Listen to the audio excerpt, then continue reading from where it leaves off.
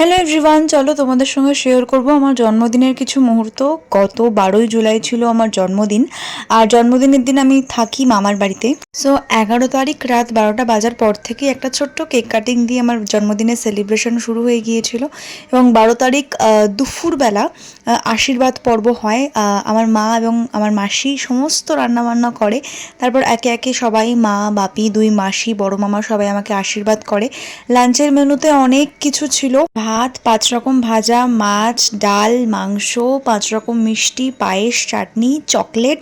তো তারপর ইভিনিংয়েও ছিল একটা ছোট্ট সুন্দর কেক কাটিং। কোনো রকম কোনো জাঁকজমকপূর্ণ সেলিব্রেশন নয়, ঘরোয়াভাবে এবং পরিবারের সকলকে পাশে নিয়ে তোমাদের সবার ভালোবাসায় আশীর্বাদে আমার জন্মদিনটা এইভাবেই কেটেছিল। বেশ কিছু বিশেষ মুহূর্ত যেগুলো তোমাদের সঙ্গে শেয়ার করলাম। আশা করি এই ঘরোয়া জন্মদিনের সেলিব্রেশন তোমাদের ভালো লেগেছে, তাই সাবস্ক্রাইব করতে একেবারে ভুলো না।